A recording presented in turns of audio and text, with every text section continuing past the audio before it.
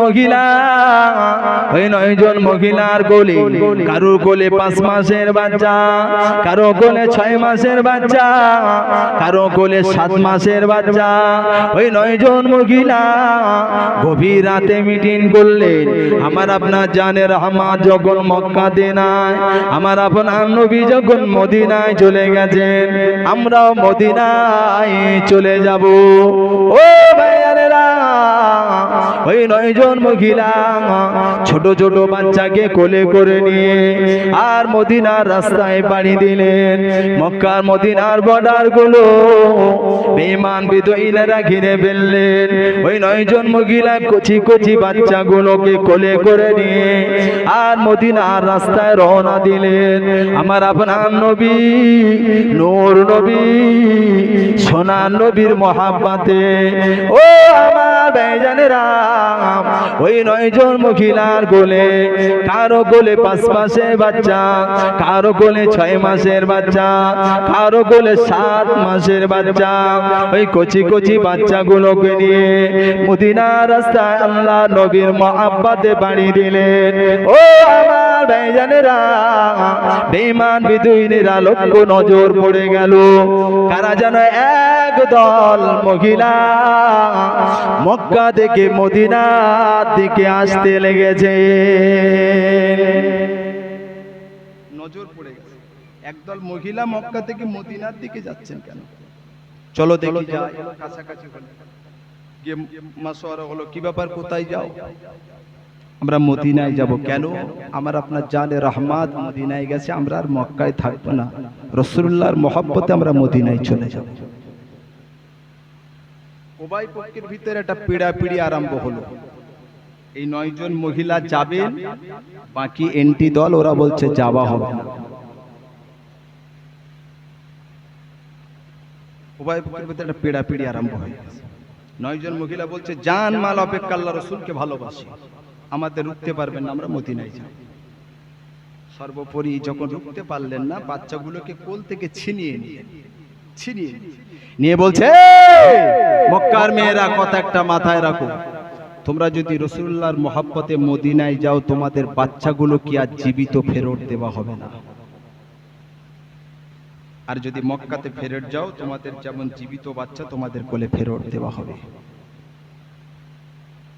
ভাইরা বাজিরা, সোনার মায়েরা, ও আমার আব্বা জানেরা, ওই 9 জন মহিলা বাচ্চাগুলোর মায়া না করে আর বলতে লাগলেন, সব থেকে পৃথিবীর জানমান সন্তান অপেক্ষা আল্লাহ আল্লাহ রাসূলকে আমরা ভালোবাসি। এ বেঈমান বেদুইনেরা, তোমরা যদি আমাদের বাচ্চাগুলো, কেন যদি আমাদের জান মেরে দাও, তারপরেও আমরা মদিনায় যাব। আমাদের জান মাল অপেক্ষা আল্লাহ আল্লাহ রাসূলকে ভালোবাসি। জোরে হবে না? ও আমার ভাইজানেরা, ওই 9 জন মহিলার কোল থেকে বাচ্চাগুলো ছিনিয়ে নিয়ে আর মরুভূমি ময়দানে বালুর উপরে শুইয়ে দিলেন। উলঙ্গ তলোয়ারিগুলো নিয়ে বাচ্চাদের গলায় ধরলেন। এ মক্কার মা, তোমরা যদি মক্কায় ফেরত যাও, তোমাদের বাচ্চাগুলোকে ফেরত দেওয়া হবে। আর যদি মদিনায় যাও, তোমাদের বাচ্চাগুলোকে তরোয়ারির আঘাতে যাবে। এবারে বলো, তোমরা মদিনায় যাবে না মক্কায় যাবে? ও আমার ভাইজানেরা, ওই মহিলারা বজ্র কণ্ঠে বলেছিলেন, আমরা আমার নবীকে মহব্বত করি, আমরা নবীর মহব্বতে মদিনায় যাব। আমরা যখন আমাদের কদমগুলো তুলে আল্লাহ নবীর মহব্বতে মদিনায় বাড়িয়েছে, আমরা মদিনায় যেতে চাই, আমরা মক্কায় ফেরত যাব না।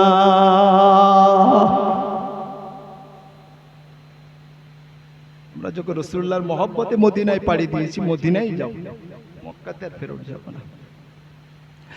ও ভাইয়েরা, মায়ের সামনে বাচ্চাগুলোকে ওই মরুভূমি ময়দানে জবাই করে দিলে।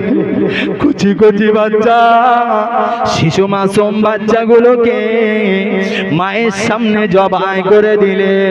মা কথা একটা বলে, মা হবে কি মুখের কথা, যে জানে না সন্তানের ব্যথা। মায়ের সামনে বাচ্চা জবাই করে দিল, রক্ত মাখা শরীর, ধুলো মাখা শরীর, বাচ্চা জবাই করা বাচ্চাগুলো মায়েরা কোলে তুলে নিলেন আর বললেন, আল্লাহ পাক তোমার নবীর মহব্বতে আমাদের বাচ্চাগুলোকে ওরা জবাই করে দিল। আল্লাহ পাক তারপরেও নবীর মহব্বত ভুলিও না। বাচ্চা যাই যাক, বাচ্চার মহব্বত ছাড়তে রাজি আছি, রাসূলুল্লাহর মহব্বত ছাড়তে রাজি।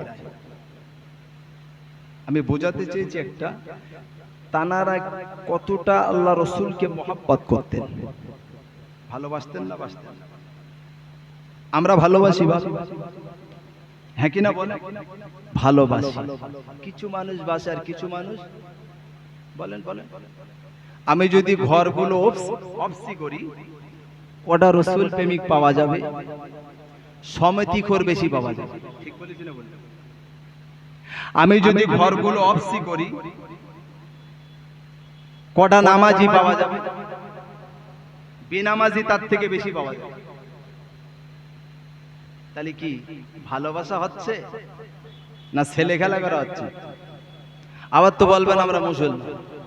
ঠিক বলেছি না? বল আবার বলো রে, নামাজ পড়ে নিতে গিয়ে যাই মুসলমান। মুসলমান তো ওরে বলে। আরে একজন মুসলমানের ভিতরে যেগুলো থাকা দরকার সেগুলো থাকা লাগবে।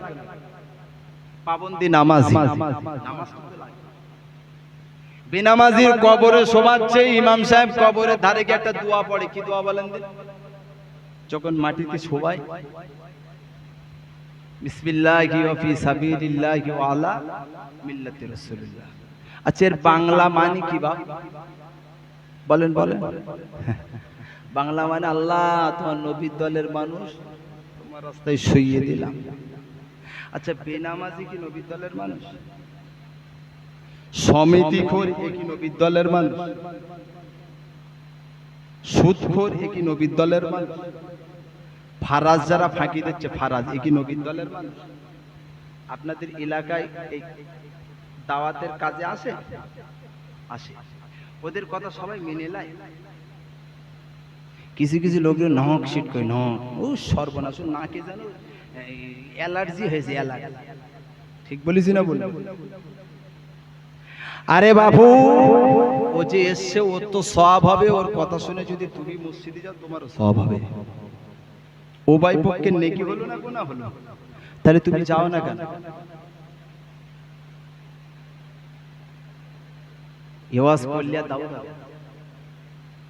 বিশ্বাস রাখেন, এইটুকুনে বয়সে আল্লাহ আসাম বাংলা প্রতিটা জায়গায় ঘোরায়, আমি দাওয়াতের পরোয়া করি না। আমি আল্লাহকে ভয় করি, আল্লাহর ভয় অন্তরে রাখি। একজন মুসলমান তার ভিতরে আল্লাহর ভয় থাকা দরকার। আচ্ছা, ইমাম সাহেব যদি ওই দোয়াটা বলে, আমি সব করেছি, এই দোয়াটা পড়বো না। মিনহা খালাকনাকুম ওয়া ফিহা নুঈদুকুম ওয়া মিনহা নুখরিজুকুম তারাতান উখরা, এই পর্যন্ত পড়েছি আর বাকিটা পড়ব। ইমাম সাহেবের চাকরি থাকবে না, বটতলায় যাবে। ঝাড়ে আর একটা বাঁশ থাকবে না, কিন্তু বাঁশ সব ইমাম সাহেবের পিঠে যাবে। ৮,০০০ টাকা মাইনে দিয়ে দোয়া পড়বি না? ও বেচারি দায় থেকে পড়তে হয়, কিছু করার নেই, দায় থেকে পড়তে। প্রতিটা ঘর অফসি করেন, কজন মুসলমানের বাচ্চা কোরআন শরীফ জানে? কজন জানে জিজ্ঞেস করেন? জানে না। শতকরায় 85% মুসলমান কোরআন শরীফ জানে না, পড়তেই জানে না। ইতিহাস, ভূগোল, আবার কবে কোন হলে কোন বই মারতেছে এটা খুব ভালো ফোনে কি হয়েছে সব পার করে। আচ্ছা, নামাজ কি কোরআন শরীফ ছাড়া হয়? সূরা ফাতিহা একটা সূরা মিলাতে হবে না? হবে না। তারপর তো নামাজ হবে। এ মুসলমান কোরআনটা শেখার চেষ্টা করে না। আবার দুটো একটা বাচ্চা যদি মুক্তবা মাদ্রাসায় দেয়, আর কিছু লোক বলে তুই আর ডাক্তার মাস্টার করতে পারলি না, ফকিরি বিদ্যা শিখাচ্ছিস। আল্লাহ আকবার। আমি তো আল্লাহ শুকরিয়া আদায় করি যে আমার আম্মা আমাকে সব থেকে পৃথিবীর শ্রেষ্ঠতম শিক্ষা আমাকে দিয়েছে। আল্লাহ শুকরিয়া আদায় করি বলি। মুসলমান মুসলমানের ঘরে জন্ম, চেষ্টাও করে না যে একটু কোরআন শরীফটা শিখি। আল্লাহ রাসূল বাইতুল্লাহ কোরআন তেলাওয়াত করতেন, ইহুদির একটা ছেলে ঘর থেকে নেমে আসতেন আল্লাহ রাসূলের জবানের কোরআন তেলাওয়াত শুনবে বলে। জোরে বলো। সামনে আসতেন না, দূরে দাঁড়িয়ে দাঁড়িয়ে কোরআন তেলাওয়াত শুনতেন। একটা সময় আসলো, একটা দিন আল্লাহ রাসূল বাইতুল্লাহ কোরআন তেলাওয়াত করছে, ইহুদির ওই ছেলেটা দৌড়ে আল্লাহ রাসূলের সামনে চলে এসেছে। আল্লাহ রাসূল জিজ্ঞাসা করলেন, এই মুসআব বিন উমারিয়া,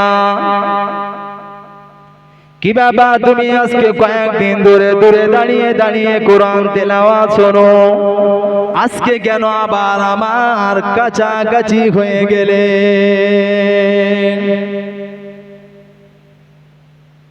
দূরে দাঁড়িয়ে দাঁড়িয়ে শুনতে, আজকে কাছাকাছি আসলে। মুসআব বিন উমারিয়া, তুমি আমার সামনে আসলে, তুমি জাতিতে ইহুদি, তোমার কওমের মানুষ যদি খবর পেয়ে যায় মুসআব বিন উমারিয়া তোমার উপরে অত্যাচারে স্টিমারোনা চলবে। মুসআব বিন উমারিয়া, তুমি কেন আমার সামনে চলে আসলে? ইয়া রাসূলুল্লাহ, ইয়া হাবিবাল্লাহ, ভয় পাবেন না। জোরে বলো, আর একটু জোরে হবে না?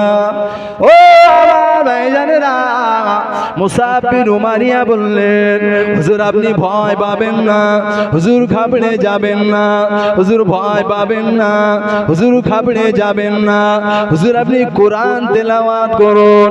হুজুর আমি মুসআব বিন উমারিয়া জাতিতে ইহুদি হলে হুজুর আমি কোরআন শুনতে বড় মহব্বত করি, হুজুর কোরআন শুনতে বড় ভালোবাসে।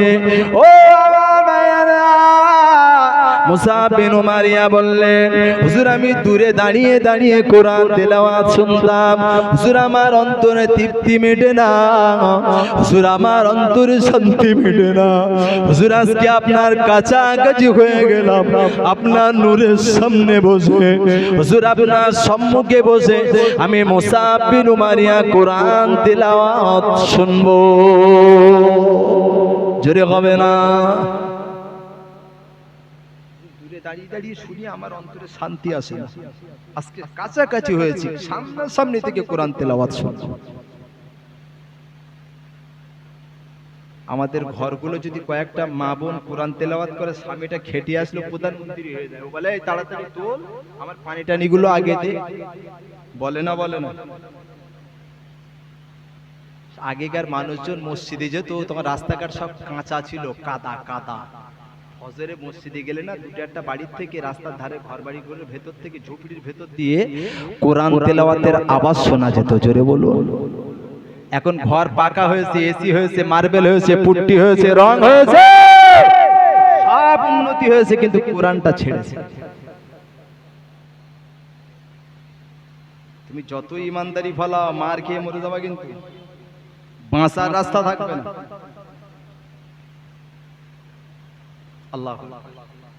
মুসআব বিন উমারিয়া বললেন, হুজুর আপনার সামনে বসে কোরআন তেলাওয়াত শুনব, আমি আর যাব না। আল্লাহ রাসূল ওই সময় বলেছিলেন, মুসআব বিন উমারিয়া, আজকে যখন তুমি আমার সামনে এসেছো, মুসআব বিন উমারিয়া, আমি রাসূলুল্লাহ আমার একটা কথা বলতে মন চায়। ইয়া রাসূলুল্লাহ, ইয়া হাবিবাল্লাহ, ইয়া রাসূলুল্লাহ, ইয়া হাবিবাল্লাহ, হুজুর আপনি বলুন কি বলতে মন চায়? মুসআব বিন উমারিয়া, আমি রাসূলুল্লাহ আমার মন চায় এখনই তুমি আমার সাথে বসে ঈমানের কালমা পড়ে নাও। জোরে হবে না, চিল্লে হবে না? ও মুসাব বিন উমারিয়াকে যেই আল্লাহ রাসূল বললেন, মুসাব বিন উমারিয়া বললেন, ইয়া রাসূলুল্লাহ, হুজুর আর দেরি করবেন না। হুজুর আমি মুসাব বিন উমারিয়া দূরে দাঁড়িয়ে দাঁড়িয়ে ইন্তজার অপেক্ষা করতাম, কখন আমার আপনার নবী, দয়া নবী, আমি মুসাব বিন উমারিয়া আমাকে ঈমানের কালমার দাওয়াত দিয়ে দেয়। জোরে হবে না? ও ভাইয়েরা, মুসাব বিন উমারিয়া বললেন, ইয়া রাসূলুল্লাহ, ইয়া হাবিবাল্লাহ, হুজুর আমি অপেক্ষা করতাম কখন আল্লাহ নবীর নূরে জবান দিবে, আমি মুসাব বিন উমারিয়া আমাকে কলেমা দাওয়াত দেবে। হুজুর যখন আপনি বলে দিয়েছেন, আমি মুসাব বিন উমারিয়া আর দেরি করতে যাই না। হুজুর এখনই আমাকে ঈমানের কালমা পড়িয়ে দিন, এখনই পড়িয়ে দিন। ঈমানের কলমা পড়িয়ে দিলেন। মুসাব বিন উমারিয়া ঈমানের কলমা পড়েই আল্লাহ রাসূলকে বলছে, ইয়া রাসূলুল্লাহ, আপনি এবার আমাকে একটু বিদায় দিন, আমি বাড়িতে যাব। মুসাব বিন উমারিয়া, তুমি বাড়িতে যাবে বাবা? ইয়া রাসূলুল্লাহ, কেন বাবা? ইয়া রাসূলুল্লাহ, আমি একা ঈমানের কলমা পড়ে শুধু বসে থাকবো না, আমার মন চায় এখনই বাড়িতে গিয়ে আমার মা বাপ ভাই সবাইকে ঈমানের কলমার দাওয়াত দিয়ে দেই। জোরে বলুন, চিল্লে বলবেন না? বক্সের আওয়াজ কমাবে তো? বুঝতে পেরেছি, কিন্তু কমিয়ে দিলে আমার কানে লাগবে। আল্লাহ, এই কাপড়টা দিলে কেন? যখন বক্স দেবে ওই মুখ করে দিতে হয়, তা থাক, এখন কাপড় যখন হয়ে গেছে। আল্লাহু আকবার। মুসাব বিন উমারিয়া বলছে, হুজুর আমি একা ঈমানের কলমা পড়তে চাই না, আমাকে বিদায় দেন, বাড়িতে গিয়ে দাওয়াত। মুসাব বিন উমারিয়া, তুমি জানো বাড়িতে গিয়ে দাওয়াত দেবে কত অত্যাচার হবে তোমার উপর? ইয়া রাসূলুল্লাহ, আমি এই মুহূর্তে একজন বীর মুসলমান, আমি ভয় পাই না। জোরে বলুন, চিল্লে বলুন। হুজুর কিছুক্ষণ আগে আমি জাতিতে ইহুদি ছিলাম, এই মুহূর্তে দাঁড়িয়ে আমি একজন বীর মুসলমান, আমি সরাসরি বাড়িতে দাওয়াত দেব। কোন মুসাব বিন উমারিয়া জানেন? ওই মুসাব বিন উমারিয়ার বাবা ছিল খুব ধনাঢ্য ব্যক্তি। যে জামাটা সকালে গায়ে লাগাতেন, ওই জামাটা দুপুরে সারা জীবন গায়ে লাগাতেন না। একবার যে জামাটা সকালে গায়ে দিতেন, দুপুরে খুলে দিতেন, ওই শেষ। কোন মুসাব বিন উমারিয়া? খুব ধনাঢ্য ব্যক্তির সন্তান, রাজপ্রাসাদে থাকতেন, রাজপ্রাসাদে থাকতেন। সেই মুসাব বিন উমারিয়া বাড়ি থেকে দাওয়াত দিয়েছে, বহু অত্যাচার, লম্বা ঘটনা বলার সময় পাবো না। সর্বোপরি বহুদিন বন্দী করে দিলেন। একদিন মা দেখতে গেছেন, মুসাব বিন উমারিয়া তুমি শুকিয়ে গিয়েছো। কিতাবের ভিতরে এসেছে, মুসাব বিন উমারিয়া যেমন স্বাস্থ্যবান তেমন লম্বা চওড়া পাকা আমের মতো দেখতে ছিল, 100 জনকে রুখে দেবার ক্ষমতা রাখতো। জোরে বলবেন না? সেই মুসাব বিন উমারিয়া শুকিয়ে গিয়েছে, কঙ্কাল হয়ে গেছে। মা কাঁদছে, দেখে বেটাকে দিকে কাঁদছে। মুসাব বিন উমারিয়া বললেন, আম্মা জান, ও মা, আম্মা জান, আপনার চোখের কোণায় কেন পানি দেখা যায়? মা, আম্মা জান, আপনি কেন কান্না করছেন? বেটা মুসাব বিন উমারিয়া, তুমি 100 জনার একজনা জেলে, তুমি বড় স্বাস্থ্যবান জেলে, বড্ড লম্বা চওড়া জেলে। মুসাব বিন উমারিয়া, আজকে আমি তোমার মা, তোমাকে দেখে বড্ড কষ্ট পেলাম। তুমি শুকিয়ে গিয়েছো, তুমি কঙ্কাল হয়ে গিয়েছো বেটা। মুসাব বিন উমারিয়া, আমি তোমার মা বলি, তুমি ঈমানের কালমা ছেড়ে দাও। ও আম্মা জান, তোমার বেটা মুসাব বিন উমারিয়া মারা যাবে, ইন্তেকাল হয়ে যাবে মা। তোমার বেটা মুসাব বিন উমারিয়া তখনও কলমা ছেড়ে দেবে না। জোরে হবে না? ও ওই মুসাব বিন উমারিয়া বললেন, ও আম্মা জান আমার দিকে যদি আপনার দয়া হয়, আমার দিকে যদি আপনার মায়া হয়, ও আম্মা জান একটা বার কি পারো না মা তোমার বেটাকে আজাদ করে দিতে, ছেড়ে দিতে? ও ভাইয়ানেরা, একটা প্রবাদ বাক্যে আমাদের বাঙালি ভাষায় কথা বলে, মা হবা কি মুখের কথা, যে জানে না সন্তানের ব্যথা। ও ভাইয়ানেরা, ছেলে আমার কান্না করলেন, মায়ের মনে দয়া হয়ে গেল, মায়ের মনে মায়া হয়ে গেল। আম্মা বললেন, বেটা, ও বেটা মুসাব বিন উমাইয়া, আমি তোমাকে আজাদ করে দিলাম, যাও। আর আম্মা যখন ছেড়ে দিলেন, ও মালিয়া গুড়ি সোনারা, মুসাব বিন উমাইয়া ছাড়া বাবা মাত্র। আর আম্মাকে ডেকে বললেন, মা, ও আম্মা জান, বিদায় দেন মা, বিদায় দেন, আমি চলে গেলাম, এই হয়তো আপনার সঙ্গে শেষ দেখা। আম্মা জান, আর হয়তো জীবনে দেখা হবে না মা।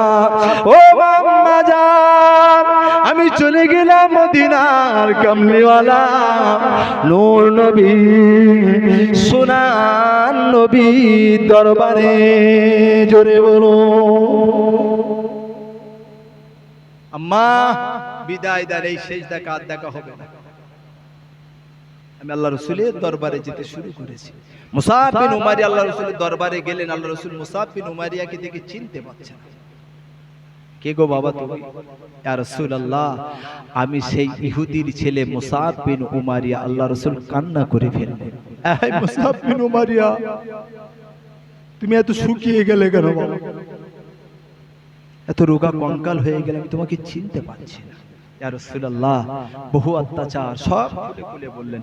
আল্লাহ রাসূল সর্বশেষ কথা বললেন, হে মুসাব বিন উমাইয়া, তোমার কথা শুনে আমার মনে হলো মক্কাটা তোমার জন্য নিরাপদ না। আমি রাসূলুল্লাহ যদি তোমাকে বলি মদিনায় যেতে যাবে? ইয়া রাসূলুল্লাহ, আপনি হুকুম দিলে আমি মদিনায় যাব। জোরে বলবেন না? আপনি হুকুম দিলে আমি মদিনায় যাব। সাহাবা হুজুর আল্লাহ নবী কি পিয়ার করতেন, কি ভালোবাসতেন, কি মহব্বত। একবার ভেবেছেন এই বক্সটা ওই মুখে করে দেন একটু। আল্লাহু আকবার। এদিকে মনোযোগী হন, মনোযোগী হন। মুসাব বিন উমাইয়া আল্লাহ নবীর কথা অনুযায়ী মক্কাটা ছেড়ে মদিনায় চলে গেছে, মদিনায় চলে গেল। এই মুসাব বিন উমাইয়ার কথা যদি বলি সারা রাত শেষ হবে না। কি জীবন যুদ্ধ তিনি করেছেন ইসলামের সুচিতলা ছায়াতলে আসার জন্য। আমাদের তো কষ্ট করা লাগে না, আমাদের কষ্ট করা লাগে বা কষ্ট করা লাগে না, কষ্ট করা লাগে না। আমরা বিনা কষ্টতে, বিনা মেহনতে, বিনা পরিশ্রমে কিন্তু দিন পেয়েছি। দিনের ঘরে আল্লাহ আমাদের পাঠিয়েছে। এই মুসাব বিন উমাইয়া মদিনায় চলে গেলেন। মদিনায় যাবার পরে মুসাব বিন উমাইয়ার মদিনায় বসে নেই, প্রতিদিন দিনের দাওয়াতের কাজে শুরু করলেন। জোরে বলুন, চিল্লে হবে না। মুসাব বিন উমাইয়া মদিনায় যাবার পরে মদিনার প্রতিটা ঘরে ঘরে কোরআনের দাওয়াত দিতে শুরু করলেন। জোরে বলুন। মুসাব বিন উমাইয়া একদিন মদিনায় গিয়ে যখন কোরআনের দাওয়াত দিচ্ছেন, বেশ কিছুদিন পরে আল্লাহ রাসূল মক্কা থেকে মদিনায় হিজরত করছেন, মক্কায় হিজরত করছেন। এমন তো অবস্থা, একদিন রাতের বেলা আল্লাহ রাসূল বাইতুল্লাহর সামনে নামাজ পড়ছেন, তাহাজ্জুদের ওয়াক্ত। জোরে বলবেন না? ওই রাতে আবু জাহাল লোক লস্কর নিয়ে আমার নবীকে মারবে, জানে শেষ করে দেবে। আচ্ছা বলেন, আবু জাহালের চিন্তা ভাবনা আমার নবীকে শেষ করে দেবে, আমার আল্লাহ পাকের চিন্তা ভাবনা? আমার নবীকে আল্লাহ হায়াতে জিন্দেগিতে বাঁচিয়ে রাখবেন। জোরে বলবেন না? নামাজ শেষ হয়েছেন, সালাম ফিরিয়েছেন, আল্লাহ ফারিস্তা জিবরাইলকে পাঠালেন, যাও আমার জানে রহমত আমার হাবিবকে গিয়ে বলো যে রাস্তা দিয়ে বাইতুল্লাহ এসেছে ওই রাস্তা দিয়ে যেন আর বাড়ি না যায়। জোরে বলুন। যে রাস্তা দিয়ে বাইতুল্লাহ নামাজ পড়তে এসেছেন ওই রাস্তা দিয়ে যেন বাড়ি না যায়। কেন? ওই রাস্তায় আবু জাহাল বসে রয়েছেন, রাসূলুল্লাহ গেলেই জানে শেষ করে দেন। ফারিস্তা জিবরাইল এসে বললেন, ইয়া রাসূলুল্লাহ, আপনি গোপন চিপা রাস্তা দিয়ে বাড়িতে যাবেন। আল্লাহ রাসূল কথা অনুযায়ী গোপন চিপা রাস্তা দিয়ে বাইতুল্লাহ থেকে বাড়িতে চলে গেলেন। রাতের বিছানায় মাথা লাগিয়েছেন। ওই রাতেই সংবাদ হলো, ফেরেশতা জিবরাইল আসলেন, ইয়া রাসূলুল্লাহ, আপনাকে আর মক্কায় থাকা হবে না, এই রাতে মদিনায় চলে যেতে হবে। জোরে বলুন। মদিনায় চলে গেলেন। মদিনায় চলে গেলেন। মদিনায় যাবার পথে কিছুটা পথ যাবার পরে আল্লাহ রাসূল আবু বকর হুজুরকে ডেকে বলছেন, আবু বকর, বড্ড ক্ষুধা পেয়েছে, কিছু দাও খাই। ইয়া রাসূলুল্লাহ, আমার ছোট্ট মেয়ে আসমা যা দিয়েছিল সব শেষ, আর কিছু নাই। আল্লাহ রাসূল বললেন, দেখো বাবা আবু বকর, দেখো দিনি এই মরুভূমি ময়দানে কোনো বাড়ি দেখা যায় কিনা। তো ঘুরে ঘুরে দেখলেন কোথাও বাড়ি নেই, একটা জায়গায় ঝুপড়ি একটা ঘর। আল্লাহ নবী বললেন, আবু বকর, ও বাবাজি আবু বকর, ওই বাড়িটার কাছাকাছি হও। ও ভাইয়েরা, ও বালিয়া গুড়ি সোনারা, ওই বাড়ির কাছাকাছি হলে আল্লাহ নবী আবু বকর হুজুরকে বললেন, ও বাবাজি আবু বকর, ওই বাড়ির ভিতরের দিকে যাও। আবু বকর হুজুর ওই বাড়ির ভিতরের দিকে যাচ্ছেন, সালাম দিলেন। আর আবু বকর হুজুর বললেন, ইফতাহিল বাব, ইফতাহিল বাব। হ্যাঁ বাড়িওয়ালা, বাড়ি আছো নাকি বাবা? কিছু সময় ডাকাডাকি হলো, বাড়ির ভিতর দিয়ে কোনো আওয়াজ আসে না। আল্লাহ নবী আবার বললেন, আবু বকর, ও বাবাজি আবু বকর, ওই বাড়িটা আরেকটু ভিতরের দিকে যাওয়া, সালাম দাও। সালাম দিলেন। আবু বকর হুজুর আবার ডাক দিলেন, ইফতাহিল বাব, বাড়িওয়ালা, বাড়ি আছো নাকি বাবা? ঘরের থেকে আওয়াজ আসলো, ওয়ালাইকুমুস সালাম। কে গাগন্ত? আমি তোমাকে চিনতে পারলাম না, তোমাদের পরিচয় কি?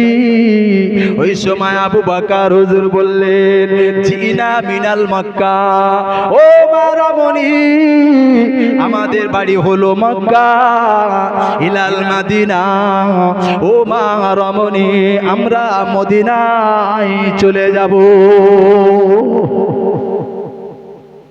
সুবহানাল্লাহ বলতে কষ্ট হচ্ছে আপনাদের? এখন যদি হয় চাচা হাই প্রেসারের রোগী বলতে সব বাদ আমরা আছি, ঠিক বলেছি না ভুল বলেছি? তার মানে কে কি বলেন তিনি, ভোটার কার্ড বাড়াবে, রেশন কার্ড বাড়াবে, ঘর নেবে, ঠিক বলেছি না ভুল বলেছি? চাচার নামাজ পড়তে বলি বলে মা যায় ব্যথা, মা যায় ব্যথা, অথচ মিটিংয়ে গিয়ে ঘন্টার পর ঘন্টা বসে দিই, ঠিক বলেছি না ভুল? চাচা বলতে নামাজটা পড়ো, পড়ায় মাথায় ব্যথা, হাই প্রেসার, কখন কি হয়, সারা দিন মাঠে আলকো পাচ্ছে, ঠিক বলেছি না বলি? যত কষ্ট, যত ব্যায়াম, যত উলাউটো ওর নাম আছে। আর কথা রাগ করেছেন নাকি? হ্যাঁ, পুরো একদম গোদা বাংলা বলিস, একটু ভদ্র ভাষা ইংলিশে বললে আপনারা তো বুঝতে পারতেন না, ওই জন্য খোলামালা বলি। আপনার সুবহানাল্লাহ বলবেন, তাও এইরকম কি বুঝি, এইরকম কি বুঝি, এইরকম কি বুঝি গেল। আমি বেজার মুখ পছন্দ করি না। সুবহানাল্লাহ একবার বলবেন, আপনার আমলনামাতে 10টা নেকি হবে। বলেন না কেন? ওই বামুন কাছে স্টেশনে গিয়ে ঘন্টার পর ঘন্টা বসে থাকবে, এই অমুক কি করে জানি, এই তমুক কি করে জানি, ঠিক বলি? ওইগুলো খুব ভালো ভালো।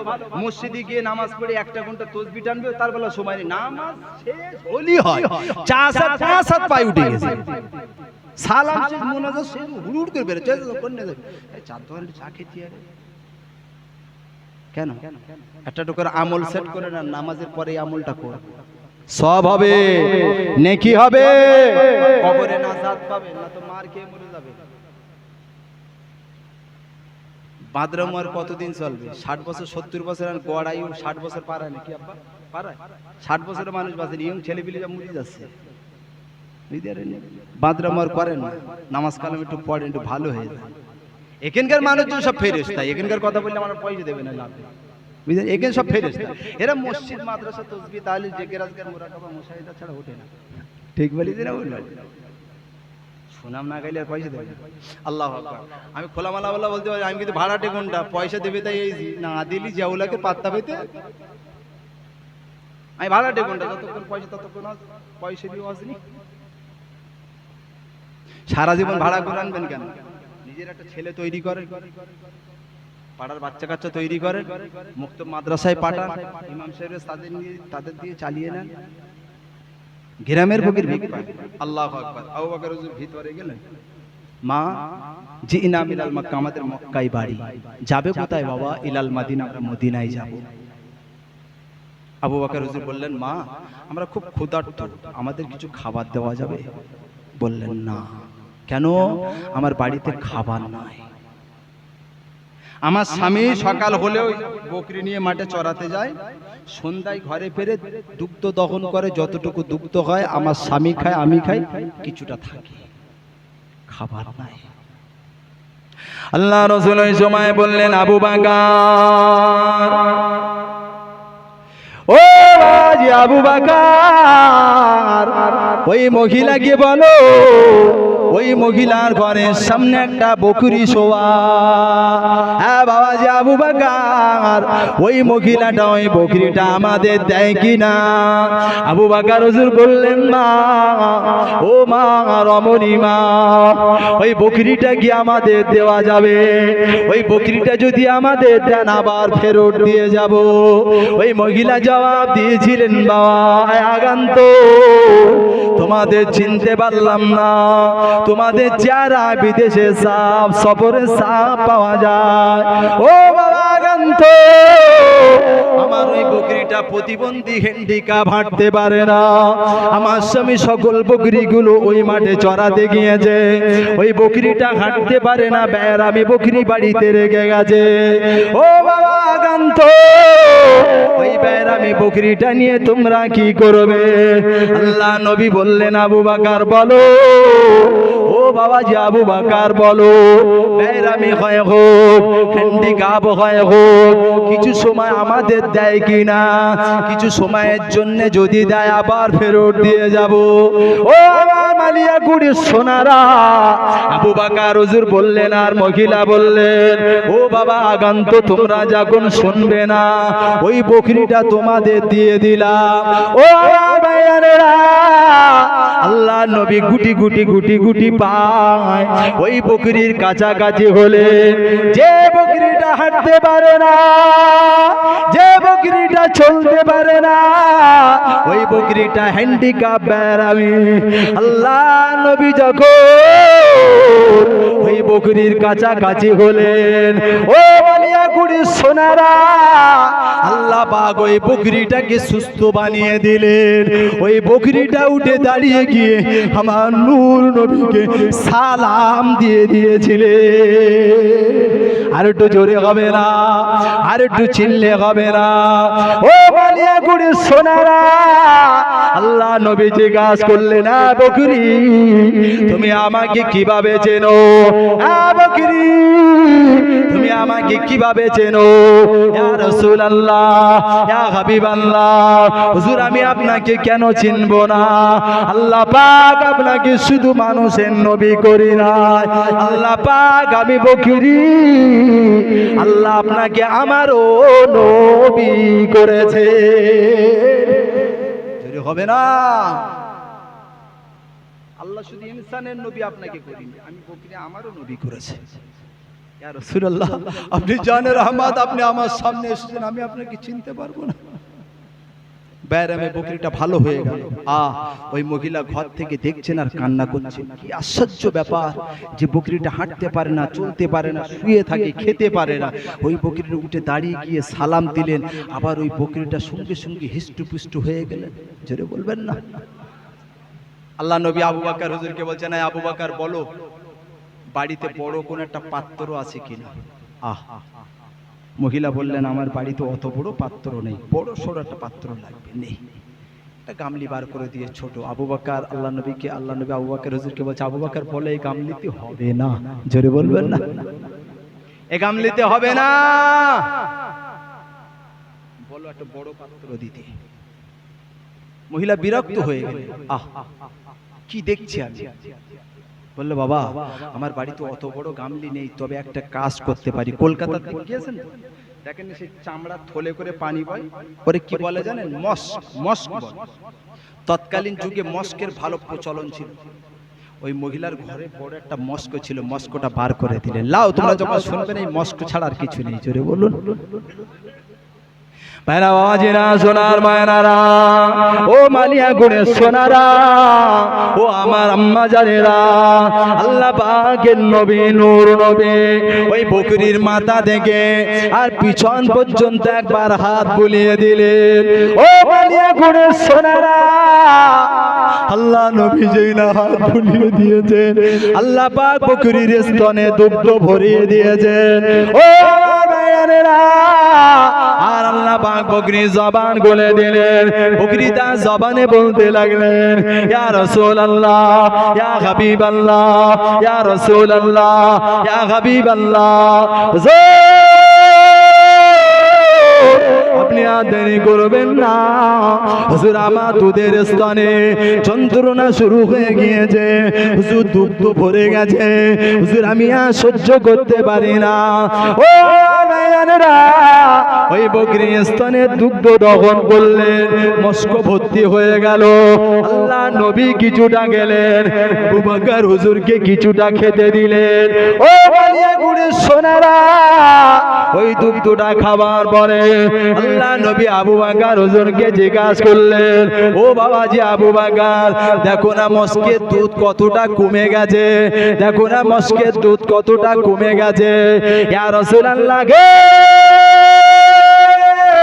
ইয়া হাবিবাল্লাহ, হুজুর মস্কের দুধ হুজুর যেমন ছিল তেমনই আছে, 1 ইঞ্চি দুধ কমই নাই।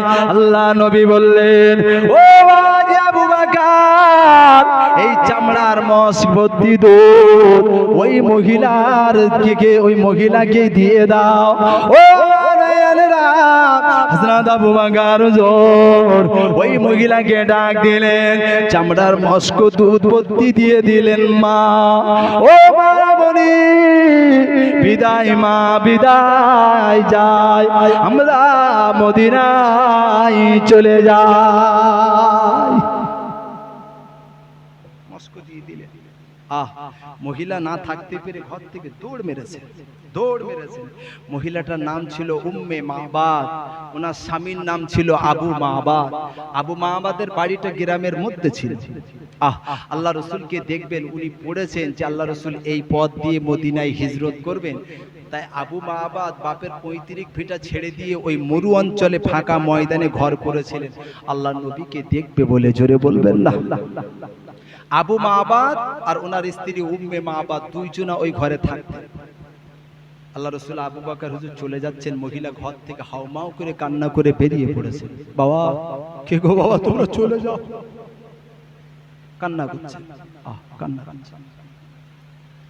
আবু বকর হুজুর বললেন, মা আমাদের বিদায় দেন, আমরা মদিনায় যাব। বাবা বুঝলাম, তোমরা যেও না, আমার বাড়িতে থাকো। আবু মাবাদের স্ত্রী উম্মে মাবাদ বর্ণনা করলেন, আল্লাহ নবী যখন আমার বাড়িতে আসলো, আল্লাহ নবী যখন আমার বাড়িতে আসলো, আমি উম্মে মাবাদ দেখলাম আমার বাড়ির চারপাশে নূরে ঝলমল ঝলমল করলো। আল্লাহ নবী যখন আমার বাড়িতে ঢুকলো, আমার ঘরে চারপাশগুলো মিসকে আম্বারের মতো খুশবু ছুটতে লাগলো। জোরে হবে না, বাব্বাটাই মিলে হবে না। তাকবীর দেন, নারায়ে তাকবীর, এই নারায়ে তাকবীর, এটা আওয়াজ তুলে দেন, নারায়ে তাকবীর, নারায়ে তাকবীর। ও উম্মে মাবাদ, আবু মাবাদের স্ত্রী আরো বর্ণনা করলেন, আল্লাহ নবী যখন আমার বাড়িতে আসলেন, আমার ঘরের চারপাশগুলো ভিতরে বাইরে সব যেন নূরে ঝলমল ঝলমল করতে লাগলো। ও ভাইয়ারা, উম্মে মাবাদ বর্ণনা করলেন, আল্লাহ নবী যখন আমার বকরি কাছাকাছি হলো, আল্লাহ নবী নূরের বদন দিয়ে যেন নূর আর নূর চমকায়। ও মালিয়া গুড়ের সোনারা, উম্মে মাবাদ বললেন, কে গো বাবা, তোমার পরিচয়টা ভালো করে জানতে পারলাম না। কয়েক মিনিট আমার বাড়িতে আসলে কি মায়া লাগিয়ে দিলে বাবা। যেও না বাবা, আমার বাড়িতে থেকে যাও।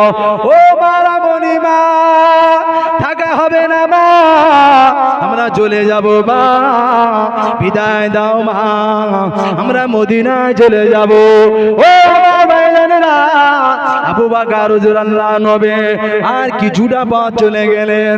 আবু মাবাদের স্ত্রী উম্মে মাবাদ তখনও ডাক দেয়, বাবা যেও না বাবা, আমার বাড়িতে থেকে যাও। ও আমার ভাইজানেরা, আল্লাহ নবী চলে গেলেন, আবু মাবাদ হুজুর বাড়িতে আসলেন আর বিবির গুনগুন গুনগুন কান্নার আওয়াজ দেখলেন। ও আমার ভাইজানেরা, আবু মাবাদ যখন বাড়িতে আসলেন আর দেখলেন ঘরে চারপাশ দিয়ে মিশকে আম্বারের মতো খুশবু ছুটছে। মালিয়া গুড়ে সোনারা, আবু মাবাদ হাউমা করে কান্না করলেন আর বিবিকে ডাক দিয়ে বললেন, আমার প্রাণে বিবি, একবার কি বলবে আমার বাড়িটা আজকে এমন লাগে, আমার বাড়িতে ঢুকলাম চারপাশে যেন নূরে ঝলমাল করে, আমি বকরি চড়িয়ে বাড়িতে আসলাম, আমার বাড়ির ভিতরটা কেন এমন লাগে। আমার প্রাণের বিবি, একবার বলো আমার বাড়ির ভিতরে কেন নূরে ঝলমাল ঝলমাল করে, আমার বাড়ির ভিতর দিয়ে মিশকে আম্বারের মতো খুশবু ছড়ে। ও ভাইজানেরা, আবু মাবাদের স্ত্রী উম্মে মাবাদ বলেছিলেন, ও প্রাণের স্বামী, আজকে সকালে যখন আপনি বকরি চড়াতে চলে গেলেন, কিছু সময় বাদে দেখলাম দুইজন ব্যক্তি আমার বাড়িতে আসলো। ও ভাইজানেরা, সব বিবরণ খুলে বললেন। এমত অবস্থায় আবু মাবাদ হুজুর আমার বুঝতে বাকি রইল না। আবু মাবাদ হুজুর আমার বললেন, ও প্রাণের বিবি, যার জন্য অপেক্ষা করলাম, যার জন্য বাপের ভিটা ছেড়ে দিয়ে এই লোকালিটি নাই জনশূন্য এলাকায় এসে বাসা বাঁধলাম, ও প্রাণের বিবি, সেই ব্যক্তির সংবাদ পেয়ে গিয়েছি, ওই ব্যক্তির সংবাদ পেয়ে গিয়েছি। আমার প্রাণের বিবি, দেরি করো না, জলদি ঘর বাড়ি ভেঙে গেল। উনি হলেন আখিরি জবানার নবী। জোরে বলুন, আর একবার জোরে বলুন সুবহানাল্লাহ। ও বলিয়া গুড়ের সোনারা, আবু মাবাদ তানার স্ত্রী ঘর বাড়ি ভেঙে ফেললেন, লোটা কম্বল গুছিয়ে নিলেন, লাগেজ পত্র তৈরি করে নিয়ে স্বামী আর স্ত্রী মেরে মদিনার পথ ধরে চলতে শুরু করলেন। ও ভাইয়ানেরা, উদ্দেশ্য হলো আবার তারা বেঈমান বিদিন, তারা নবীকে ভালোবেসেছে। যেমন মুসাব বিন উমারিয়া জাতিতে ইহুদে নবীর মহব্বত করেছেন, কালেমা ছায়াতলে এসেছেন। আবু মাবাদ নবীকে পাবার জন্য তিনি কত ত্যাগ স্বীকার করেছেন। মুসলমানের ছেলেরা, আমরা মুসলমান, আমরা কিন্তু নবীকে ভালোবাসতে পারলাম না।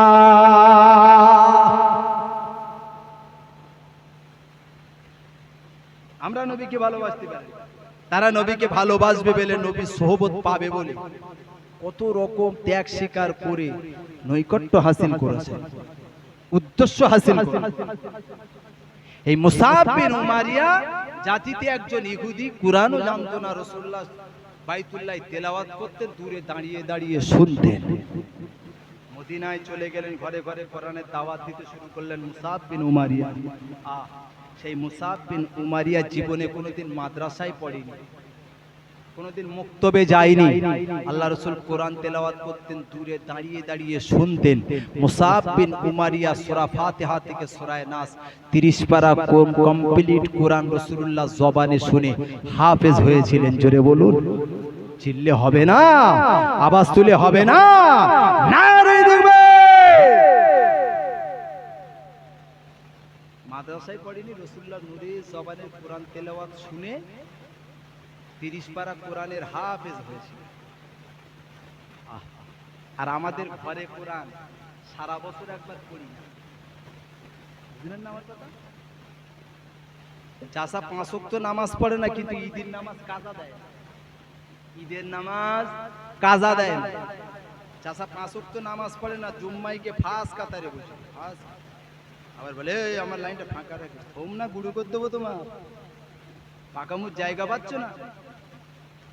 সারা সপ্তাহ নামাজ পড়েনি, জুম্মার নামাজ পড়ে কি তুমি আমার আল্লাহর অনেক কিছু হয়ে যাবে নাকি? তবে আবার একেবারে জুমার নামাজ ছেড়ে দেবেন না, জুমার নামাজ পড়বেন, কিন্তু 5 ওয়াক্ত নামাজ আপনার জন্য ফরজ, ফরজ পড়তে হবে। পড়েন না কেন? পড়েন না কেন? পড়ার চেষ্টা করেন। একবার দরুদ শরীফ আল্লাহুম্মা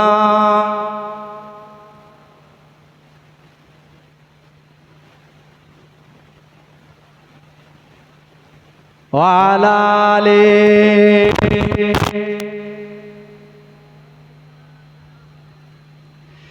পাইলে নিরালায় গো নবী, পাইলে নিরালায়, পাইলে নিরালায় গো নবী, পাইলে নিরালায়।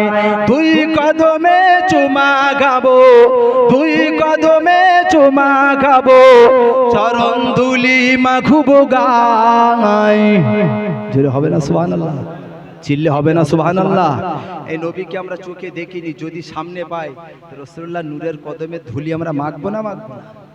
হ্যাঁ, কবির ভাষায় বলছে পাইলে নিরালায় গো নবী, পাইলে নিরালায়, পাইলে নিরালায় গো নবী, পাইলে নিরালায়। দুই কদমে চুমা খাবো, দুই কদমে চুমা খাবো, চরণ ধুলি মাখবো গায়। পাইলে নিরালায় গো নবী, পাইলে নিরালায়। দয়াল নবী কত দূরে, লোহিত সাগরের তীরে,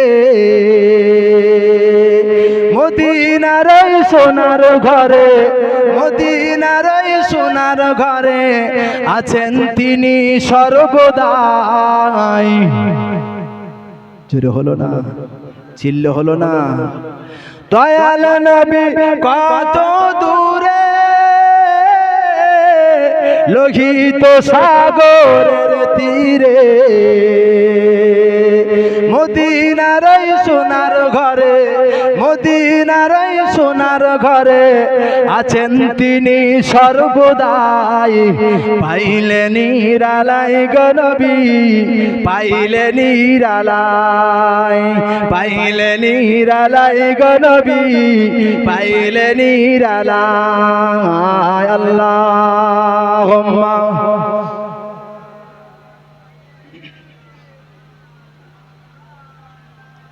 একটু উচ্চ আওয়াজে পড়েন ওয়া আলা আলি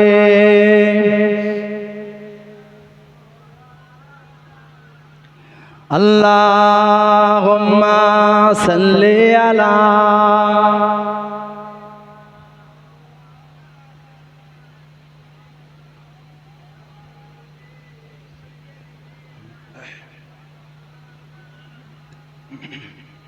আলহামদুলিল্লাহ। আলোচনাতে অসুবিধা হচ্ছে? আলোচনা চলবে না বন্ধ হবে? চলবে ইনশাল্লাহ। আমি আমার টাইম মতো থাকবে ইনশাল্লাহ, বিদায় নেব। তারপরে আমার প্রিয় একজন বন্ধু পার ভাই মাওলানা নাসিরউদ্দিন মেজবা সাহেব, তিনি আছেন, খুব সুন্দর আলোচনা করেন, একই সঙ্গে ওয়াজ মাহফিল হয়, খুব ভালো আলোচনা করেন এবং ছেলে হিসাবেও খুব ভালো। ভাই আসবেন, আলোচনা করবেন। আমি খুব বেশি 10:30 পর্যন্ত থাকবো, সে পর্যন্ত আপনারা থাকবেন তো ইনশাআল্লাহ? আল্লাহ শোনা বলা অপেক্ষা আমল করার তৌফিক দান করুন। আল্লাহুম্মা আমিন বলুন। আল্লাহুম্মা আমিন, জোরে বলেন আল্লাহুম্মা আমিন। আল্লাহ, আলোচনায় ফেরত যাব। আমার বলার উদ্দেশ্য নবীকে মহব্বত করুন। নবীকে মহব্বত করা মানে আপনার মধ্যে অটোমেটিকলি নামাজ, রোজা, হজ, যাকাত এগুলো আপনার মধ্যে চলে আসবে। পরিপূর্ণ ভালোবাসার মতো ভালোবাসতে হবে। আদা ঘ্যাঁচড়া, গোদা বাংলায় বলছে, আদা ঘ্যাঁচড়া ভালোবাসলে হবে না। নামাজ পড়ছি, সুদে টাকা কাটাচ্ছি, নামাজ পড়ছি, সমিতির টাকা নিচ্ছি। এখন তো খুব সুবিধা হয়েছে, বউ বন্ধক দেওয়ার টাকা লাগে, বুঝলেন না? আপনি 5 লাখ, আপনার 10 লাখ টাকার বিজনেস আছে, আপনি কি সমিতি চেয়ারম্যানের বলবেন দিটা আমার 50,000 টাকা দাও? দেবে? দেবে না। ঘরে বউটা লিয়ায়, 1 লাখ দেবেন, ঠিক বলেছি না? খুব সুবিধে। আর ছেলে পিলে এখন ওইসব টাকালে বিশাল কিছু করছে, আল্লাহ গুনাহ খাতা মাফ করার কি বলবো। আমি কি দেখতে পাচ্ছি না, সব চোর বাদ দিলি মোড় ফাঁকা। সবাই বলছে আমি ইমানদার, সবাই বলছে আমি ইমানদার। চাচা নামাজ পড়ে না, সেও দেয় আমার ইমানের পাওয়ার জানিস, ওই সর্বনাশ, মাথা খারাপ। আর যে 5 ওয়াক্ত নামাজ পড়তেছে, 5 ওয়াক্ত পাবন্দি নামাজ পড়তে, চাচা আবার বলবে হে ও নামাজ পড়ে থেকে জানিস ওর মতো জাহেল আর কেউ আছে? বলে না, বলে এই আসামি আছে না নাই? হ্যাঁ, পর সমালোচনা, পর নিন্দা থেকে দূরে থাকবেন, পর সমালোচনা করবেন না। আপনি যা সমালোচনা করছেন, আপনি তার রাস্তাটা পরিষ্কার করে দিচ্ছেন, তার আবর্জনা আপনার জীবনে নিচ্ছেন, আপনার বাদে আপনি পড়েন। আবু জাহেল গর্ত করে দিল, নবীরে ফেলবে, গাড্ডায় পড়েছে কেরা, Puri cocoa cocoa cocoa cocoa করছে। কি ব্যাপার? আল্লাহকে আর করবো না, ভুল হয়ে গেছে, ও তুলে দাও। রশি যত দিচ্ছে তত শর্ট হয়ে যাচ্ছে। লোক বলতে আর 100 গজ দিলি মনে হচ্ছে হবে না, ফের শর্ট, বলে ফের 100 গজ দিলি হবে না, ফের শর্ট। লাইন খারাপ। আল্লাহ রাসূলকে ডেকে নিয়ে আয় হবে। আবু জাহালও জানতো আল্লাহ রাসূল সত্য নবী, সত্য নবী জানতেন, তারপরেও মানতেন না। আমরা জানি কবরে আযাব হবে, মার খাবো, তারপরও বাদরম করা ছাড়বো না। শুধু গোপ ফোলাচ্ছি, শুধু গোপ ফোলাচ্ছি, শুধু গোপ ফোলাচ্ছি, বসে বসে, শুধু গোপ ফোলাচ্ছি। এমন আসামি না আছে না নাই? আছে।